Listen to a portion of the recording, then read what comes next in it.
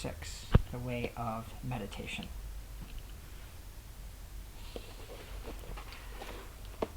Recap. Chapter 1. Arjuna's in grief. The two armies, two opposing forces on both sides. To balance this, intuitively he asked Krishna to take him to the central position between the two opposing forces. By doing this, he lays down his bow, his Gandhava, surrenders. Says, I can't fight. Many arguments as to why he would be doing the right thing. Krishna, seeing his friend in grief, Chapter 2, is instructing him in the way to ease his mind out of the sorrow. Shows him the way out is wisdom. Recognize who you really are. In doing this, you must see what is true and what's not. This discerning wisdom of truth from falsehood.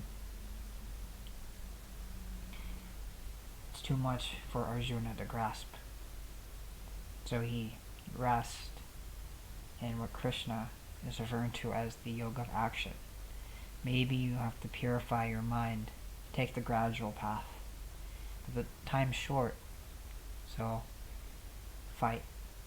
Fight in this regard, but surrendering yourself as an instrument, with your mind clear on the highest good, the good of liberation, of freeing yourself, and by acting, releasing the attachments to the fruit and the results, you'll purify your mind in the process. Your heart will be purified, and the wisdom that I referred to, it will be understood. It will dawn on its own like the sun dawning upon the earth, overcoming darkness. The yoga of knowledge is taught. What is this knowledge that is attained through action? And it is a knowledge of that one is not really the doer of one's acts. Our sorrow is from holding on to a sense of agency, a sense of I, me, or mine as the doership. And to see that there's no doer in the action, to see inaction within action, is this knowledge and leads to liberation. And creates a paradox in chapter 5 that Krishna is saying, you praise renunciation of action, and yet you tell me to act. How do you resolve this paradox? And through this, he says that renunciation, if one actualizes any of these paths, this wisdom, the fruit of both, which is the fruit of liberation, can be actualized. That they're actually one and the same thing. That true renunciation here is the surrendering of the fruit to one's actions. The eyes surrender the attachment to the visual appearances. The ears have released the attachment to the auditory experiences. The nose has released the attachment to the olfactory appearances. The tongue has released its attachment and grasping at the gustatory appearances. And the skin has released its attachment to the tactile perceptions. That's the fruit that's being referred to, that your graspingness is creating the sorrow, and that the yoga, the true renunciate, whether it's karma yoga or jnana yoga, the yoga of wisdom or the yoga of action, the fruit of both can be actualized as such. And this leads into the knowledge of Brahman, which is pure consciousness, existence, bliss, and that your actions now become the offering unto Brahman. The life breath becomes conscious. The exhale is an offering unto conscious. That the nature of this offering is a gift unto the world that purifies not only the world but your own self in the process. This leads us to chapter 6, the yoga of meditation. How does one stabilize in this realization? And prelude to this, how this is relating to modern times. See that in our world right now, there are many opposing forces. I'm going to relate this with the vaccinated, unvaccinated. You either follow the system or you don't follow the system. And These are opposing forces. Krishna's recommendation here is you see that he's taken the central position between the two armies. This is so the two opposing forces can be stabilized. And then while it's stabilized, balanced, now instructs Arjuna to take a polarity, take your side. So you must choose. And this power of choice is what is about being lost in today's world. That say you may have like this transgender agenda, the negative and positive polarities are being dissolved. You don't really want men as the positive polarity to think for themselves, women as the nurturing, then centralizing, gathering families together as the negative polarity. They're not encouraging that. They're not even encouraging the names masculine and feminine, and the disorder of the social chaos. What Arjuna was referring to in chapter 1, I'm tying it all together for you, was his argument for like, this is why maybe I shouldn't fight, because then the social order will be disrupted, and how would that be good for the Dharma? We see this now of that the social order being established, being destabilized. To have stability, one must be brought into the central position. This is in the midst of the two opposing forces, symbolized by Krishna and Arjuna in the middle of the army. In your body, this is also the central channel. It's very relevant for you, because in the previous chapters, I said that the one established in this yoga of the central position is the great, is the beloved that resides in the heart of all beings. The heart is in the central position. Is that not between the two opposing forces of the head and the reproductive organs? The central position being the heart, along the central axis between even the right side and the left side, the two opposing hands and arms. This is the equanimity that's being referred to. And the yoga says that yoga is equanimity when the beloved then now rests in the city of 9 gates, the 9 gates being the body, and the city is the body, the field. This is the sacred field. The city of 9 gates, the 2 eyes, 2 nostrils, 2 ears, the mouth, the sexual organs, and the rectum. 9 gates, one sits contented in the city. And now you grasping at these appearances, you're grasping at the fruit. And this is the moving towards something or away from something. This is the attachment that is referred to as you're drawn, you're attached to the positive polarity, grasping at something, or you're moving away from something, like what Arjuna is doing as the negative polarity. I don't want to engage. But we see with the state of mind, his mind is not at ease. Clarity is not there. And there can be no clarity, ease of mind, if one has not balanced these two opposing forces. And this brings us into this chapter of how to stabilize, and why I'm relating the story to you in modern terms. That it's relevant.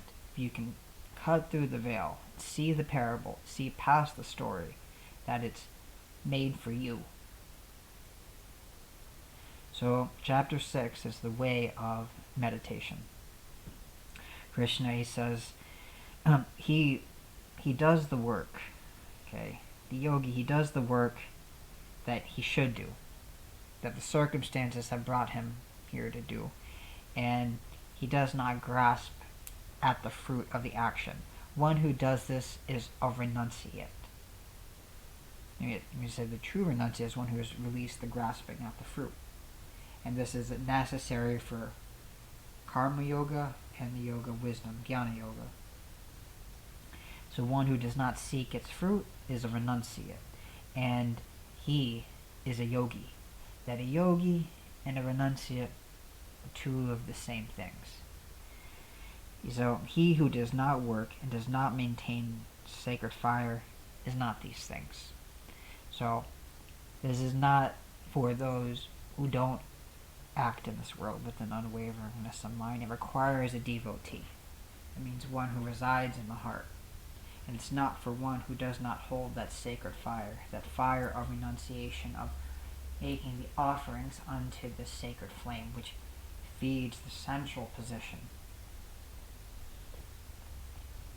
Oh. How is this selfless action considered? The same as renunciation. How is this a renunciation of action? Know that what they call renunciation is the same as devotion. The same. Means the two paths are now unified, stabilized. That the fruit of one is the fruit of both. O Pandava, for no one who has not renounced his desire, his attachment to the forces, that cannot be called a yogi. It's not one who does just the physical movements. Physical movements with no concentration. Physical movements with no unwaveringness of mind. That's not a yogi. That's not what he's referring to. The yogi in this considered very strict definition of the term yogi is he who does not seek its fruit. That, he says, is considered a yogi, not one who does not renounce the fruit. So for a sage is one who has the eye of wisdom to perceive the balance between the two forces. And if you're stuck, if you're grasping at my side's right, their side is wrong, you're stuck on a pole, a polarity. He's saying reside in the center, in the midst of this battlefield. And then when you act through either side, you can purify yourself. But the recommendations: come to the center, come home, take refuge in the center. For a sage who wants to attain yoga, action is said to be the means. So, if you are looking to come to the central position, you must make this action of come into the center, like asking Krishna to drive you to the center of the battlefield. But when he has attained this yoga, means when you're finally in the center, then now you must ease your mind, attain serenity. And this attainment happens through the meditation. And this meditation comes from renunciation. You have renounced your attachment to the polarities. And you reside in the heart of serenity. That your body is the sacred field. This is the castle of 9 gates you are residing in. So when a man has no attachment to the objects of the senses or to action itself, and when he has wholly renounced his will, he is said to have attained yoga. So by renouncing of the will here, it means that he's renounced the will of grasping at something that seemingly appears external. It's not the will is a strong thing in itself. This is the positive polarity. But renouncing, he's saying that there's not going to be a will, but that the fruit of it is surrender. This is renunciation. And it's only through attainment of this devotion, says, that man rises above the mire and the muck of the mud of the suffering one feels in their heart in the world. So let a man be lifted by his own self. Let him not lower himself, for he himself is his friend, and he himself is his enemy. It means that there's no one out there to actually stop you from this path. That you've either walked this path, moving into the central position, and if you haven't, you are the enemy to your own self. It means that reluctance, there's no one to blame. The self awareness is able to help you, is able to purify you through offering a gateway to clarity, and through stabilizing in that energy. But if you don't do it, you're the enemy to your own self. This is the action that's being referred to act, to purify the heart.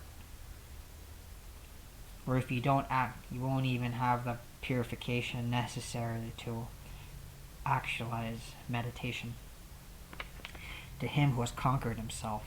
So the will, I said, that was referred to as, you're not renouncing the will. To be the conqueror of oneself, to have self-control, you have to have the will. The renunciation of the will is the attachment to a visual, auditory, gustatory, tactile, and perceptory appearances. By surrendering that sum, he takes refuge in his own self as his friend. And to him who has not conquered himself, the one with no self-control, he is his own enemy. He has brought his own foeship, and his own self becomes hostile. You start to hate the world. You start to hate yourself, for you have seen an external foe, when Brahman is the offering. Brahman is what is being poured into, is the fire. All arises as bliss. And this actualization can only be seen when the offerings of the two polarities can now dissolve in the sacred fire. How does one do this? Why does a man of self-control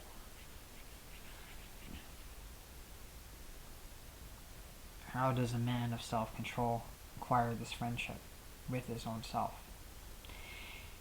It is that one who has conquered himself and is serene in his mind, tranquil with what arises. He is absorbed in the Supreme Self. Supreme Self here translates as the Purusha. Purusha is the supreme, the masculine component of the will that is able to observe Prakriti, nature. Alike in heat and cold, pleasure and pain, honor and dishonor, he remains equanimous. And it's relating to yourself. Those who want to... Are you moving towards this candidate? Are you moving towards that political candidate? Is being vaccinated for the highest good? Is being unvaccinated for the highest good? You know? These are polarities. And by not balancing the polarities, you deem the other as a foe or a friend. This shows an unstabilized mind that wasn't able to dissolve the conceptions into the sacred fire. Stabilize so that it arises as serenity. So when somebody appears who doesn't agree with your view, where did your serenity of mind go? Where did the peace of mind go? You are disturbed. As referred to in chapter 2, your mind is caught away like a ship caught by the wind. Not stable in the central position like a warrior. Stable. So the characteristics of this yogi, he is steadfast. His heart, through knowledge and realization, is filled with the satisfaction. He's conquered his senses. He's the lord of his senses now. That's what is meant by Harishikesha. And another name for Krishna, symbolizing the lord of the senses. And he never vacillates. He's not moved. The unmovable. Unmoving. Unchanging. That's the Purusha, the Supreme Self. And to whom a clod, a stone, a gold, they're all the same. There's no pushing. He resides in the central position, the central axis, the central channel, the central column, in the midst of the two armies. He who has equal regard for well-wishers, friends, and foes holds them all with equanimity of mind, seeing them all within himself. For those who are related, indifferent to him, the impartial and the malicious, he holds them all in equanimity. And even for the righteous and the sinful, he holds them all in equanimity. he stands supreme. Stands supreme because he knows that as Krishna, as the all-pervading, as the central position, he remains equanimous in the city of 9 gates, unmoved, steadfast in the yoga of realization.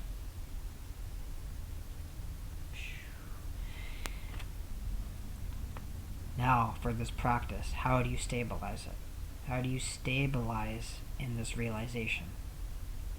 For this, it is that a yogi should try to concentrate his mind, go to a place, sit, go to solitude, be still. And having subdued your mind, in previous lessons he said to take a posture, to sit on the ground, stabilize the breath, the inhale and the exhale, with the gaze fixed between the eyes, gazing beyond the tip of the nose. Not at the tip of the nose, that is a mistranslation, but beyond. It means immersed in the field of space. Stabilized. The eyes relate to the energy. The nose, is not the focal point. They can be felt. Feeling the tip of the nose, the gaze is stabilized now.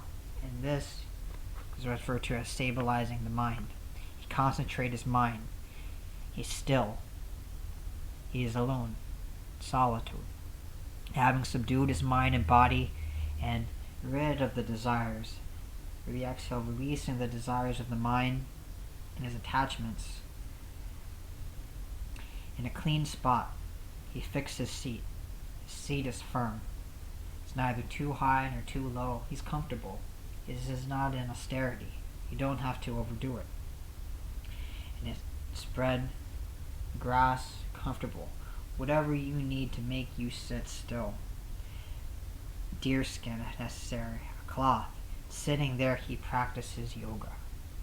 And for the purification of the heart, he restrains the activity of his mind and the senses, and bringing his thoughts to a single point. Tip of the nose. One concentrates. The eyes stabilize the energy. He sits firm. He holding his body, his neck, chin slightly bent, his shoulders open, neck and head erect. He's still. His gaze is steadily fixed beyond the tip of the nose, and without looking around. It means that the wandering eye, the eyes are wandering. These are indications of not having stabilized the mind and the senses yet. This is why the gaze is a clear instruction here. This is a crucial point to remember in stabilizing of the energy. Completely serene and fearless. It means he's tranquil. He's not overdoing.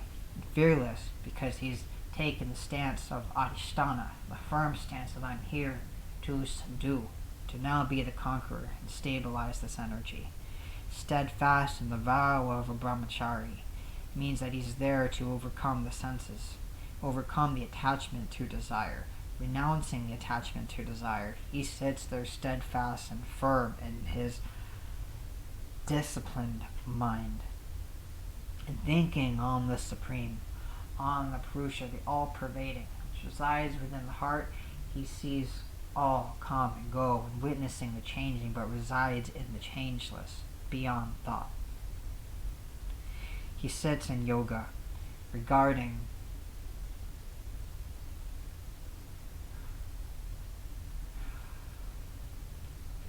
the Purusha as the Supreme. He rests in a state of non-duality. And he rests contentedly in the city of 9 gates. The fruit of this yoga, when one has stabilized, is that he keeps himself ever steadfast in this manner, deepening, resting contentedly in this city. The yogi subdues his mind, he obtains peace of mind. Abiding in me Me is the Lord that resides within the heart. He attains the peace that culminates in nirvana, the end of sorrow. Keeping this stabilization, this yoga is not for him, for one who eats too much.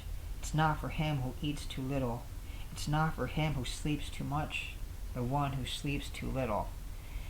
He has equanimity here. It is not for him who is temperate in food and recreation. It's not for him who exerts too much. It's not for him who exerts too little. He's equal in sleep. He's equal in waking. And he puts an end to all the sorrows that come from the attachment to the two extremes, and even the extremes of the thoughts, grasping at these appearances of mind. The well-controlled mind rests in the self alone.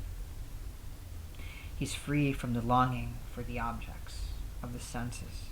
And then, when he's free from this attachment, then he is said to have attained yoga.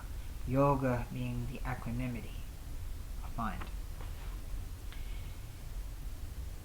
Like a lamp, he holds the flame, it's lit within him. And the lamp of the windless place is not flickering in many directions. His gaze is fixed in the space, single-pointedly fixed. And that figure of a flame that is undisturbed by the wind, that is the illustration of a disciplined mind that remains unwavering, concentrated on the highest self. So, this is a unique state of self-realization, of one who has actualized the self, that in which the mind, restrained by the practice of concentration, the samadhi-like practice, is now able to rest, quiet, that in which he sees the self through the self, which means he sees all beings within his own self, as he rests there, sitting, and all arises as Brahman, pure consciousness, existence, bliss, and one rejoices in oneself, enjoys life now, fully. And that which one knows this boundless joy beyond the reach of the senses and grasped only by the understanding, the awakened mind, that in which is being established, that in which one is being stabilized. He never leaves this reality. He is content in this. He has reached yoga. That on gaining from which he thinks there is no greater gain than this. What is greater than this when everything to be gained is within the self? And the self is equal to Brahman, existence, consciousness, bliss. And wherein established this realization of equanimity with Brahman, he is not moved like a flame, undisturbed by the wind. He is unwavering. Unwavering even amidst the heaviest of sorrows. And let that be known as yoga. That is yoga of equanimity, which is severance from the contact of pain. The contact of the senses with their object is cut at its root, and the self rests contentedly in the city of 9 gates. It is to be practiced with perseverance, practiced with a disciplined mind, and practiced with an undaunted mind of a firm stance adhisthana that takes its place and rest, takes refuge in this nature of reality. This is discipline. And renouncing entirely all of the desires that are born of the will, of the grasping at Maya, illusion, he draws back the senses from every direction. With strength in his mind he is content. Let a man little by little attain this tranquility, says Krishna. Let him attain little by little, he becomes tranquil within himself. And with the help of the buddhi, help of the awakened mind, with help of the intelligence, the wisdom of your nature, armed with the fortitude, the forbearance to endure the various changes of heat and cold and pleasure and pain, the gain and the loss, once the mind is established in the heart, he He thinks of nothing else, for there is nothing else to think of. All reside within him. Let him withdraw the fickle and the unquiet mind, says. The mind under the influence of rajas. This is the active polarity that has not come into balance yet into the central position. Under the influence of rajas, the mind will move outwards. It will exert itself under an influence. And you see this among you friends, among you foes, who, I need to go somewhere, I need to do something, I need to do this, I need yoga. I need to do yoga. Yoga has taken its stance in the central position. He draws his mind into this position. He draws the anxious mind, the unquiet mind into this position. And whatever causes it to wander away, whatever causes it to be distracted, you don't have to be perfect at this. This means that even if the mind wanders, he restores it and brings it back to the control of the self alone. Self-control, the disciplines and forbearance. And the results of this yoga of meditation is the supreme bliss, Satchidananda, Brahman, the supreme bliss that comes to the yogi whose mind is tranquil, whose mind is supreme, whose passions, desires are quieted and stabilized in this fire of self-realization, and he is free from the stains and the fetters that become one with oneself. All arises as bliss. All arises as Satchitananda, existence, consciousness, and bliss. The purpose of this yoga is thus making the self ever stabilized, steadfast in this realization. The yogi is freed from the extremes. He enjoys the touch of Brahman, and this is exceeding bliss. This is the bliss that can be enjoyed as the touch of existence is now experienced. He is not moved by it. He's not perturbed. He's a yogi. He's steadfast in this realization. The result comes with a heart concentrated by yoga, a field stabilized. He views all things with equal regard, stabilized within himself. He beholds himself in all beings, for all beings within himself, and all beings in himself. He sees me everywhere. He sees the self everywhere.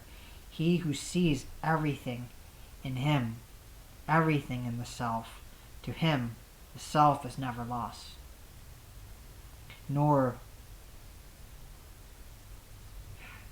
is the yogi ever lost.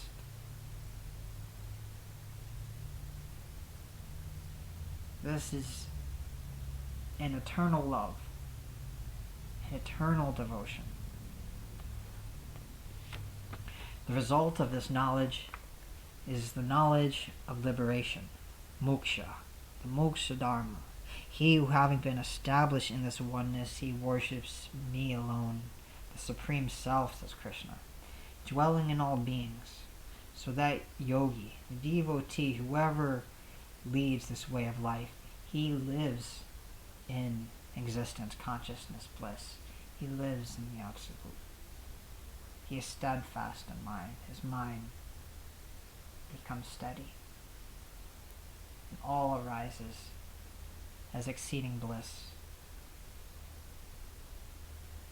So the best among men who has this view, seeing all arising as the bliss, what else develops but the compassion of mind from one to another? The compassion of mind, if all arises as bliss, why would I not hold compassion and love for the world?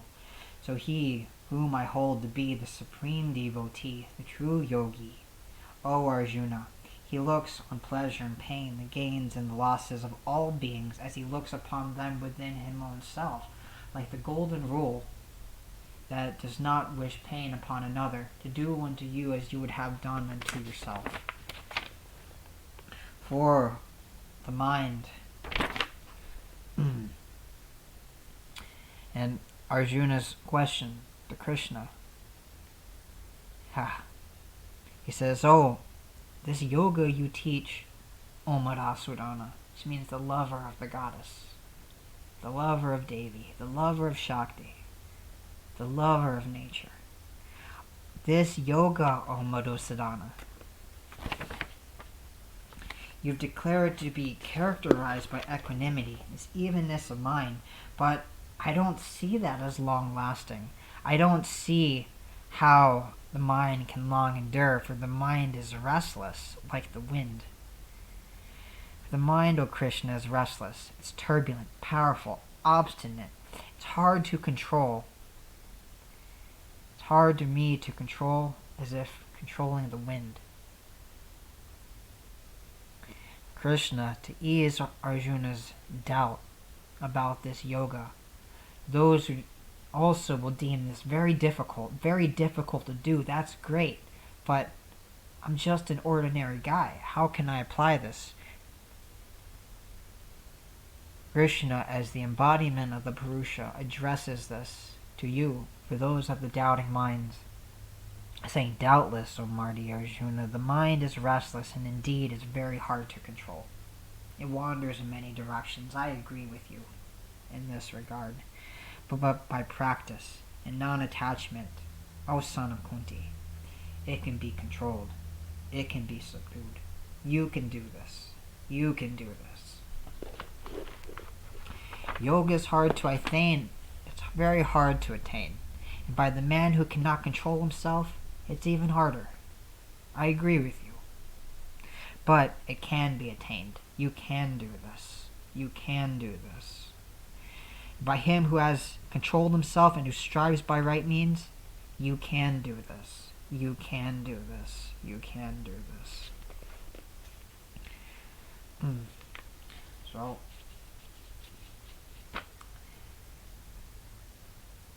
Arjuna asks now, so what happens to the man who practices this, but then he gives up his practice? He's lost. He's lost that realization. What happens to him? Is he gone? Arjuna says, a man, Krishna, it's a man who is endowed with this faith, who has this stability and concentration of mind, but who doesn't have stabilization. And his mind has wandered away.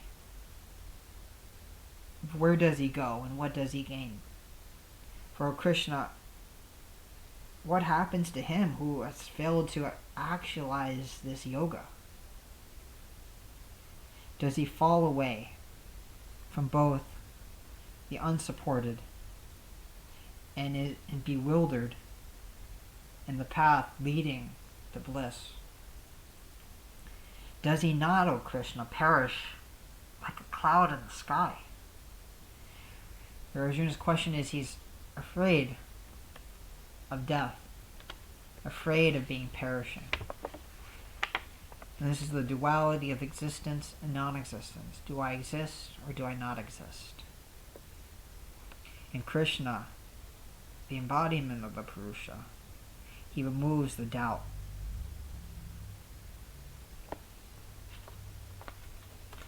Arjuna asks him, please dispel this doubt of mine. This doubt of mine, for no one but you can destroy this doubt. Krishna, addressing his beloved friend, he says, there's no destruction for him in this world, nor for the next. He's not lost. There's no evil that falls upon him. My son, he says, befalls a man who does good.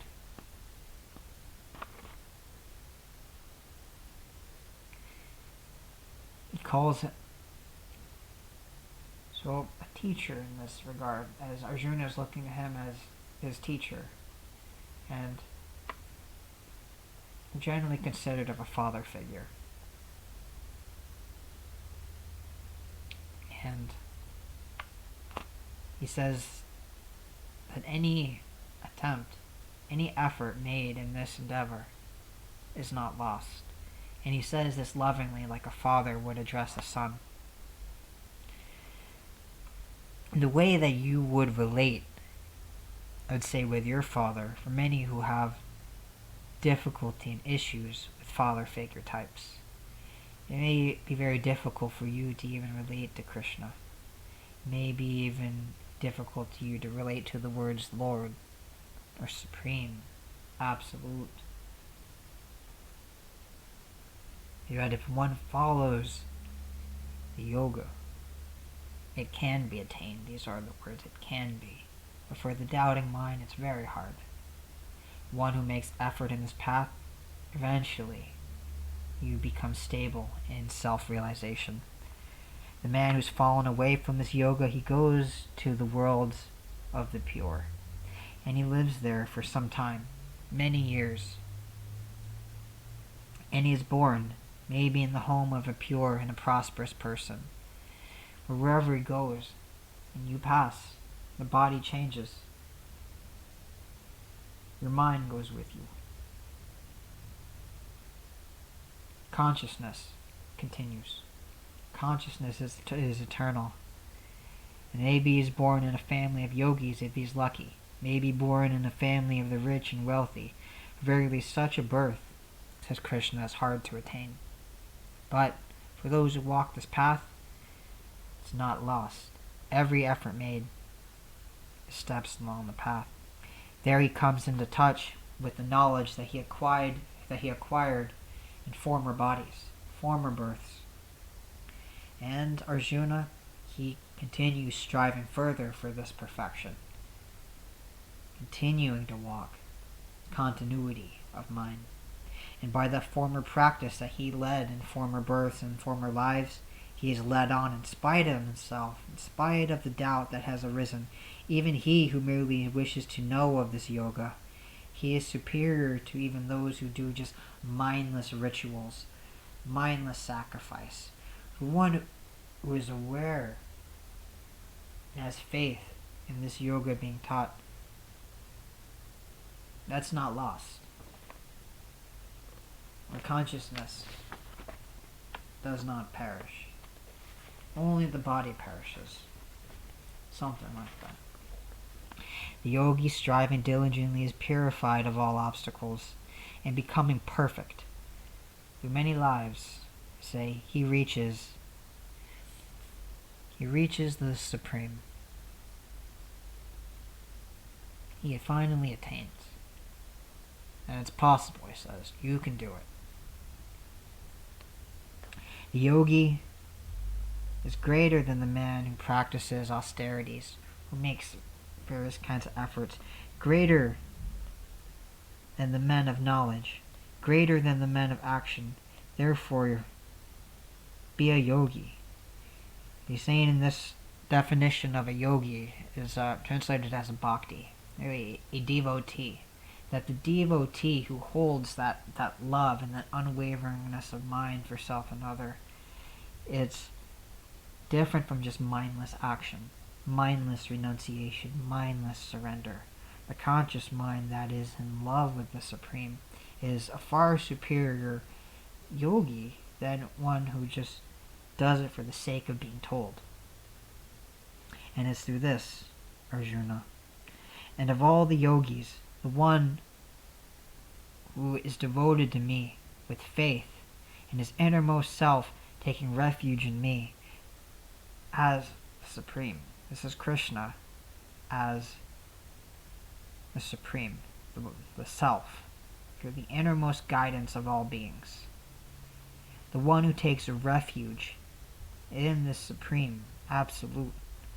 Him do I hold to be dear to me, closely united with me. That yogi, that devotee, is never lost. And that is the promise here, that you are never lost. Let those words comfort you. You are never lost in this world or in the next. You are never lost. Those were the words of great Vasudeva, ending chapter 7, the way of meditation. I'll see you in this was chapter 6. I'll see you in chapter 7, the way of realization.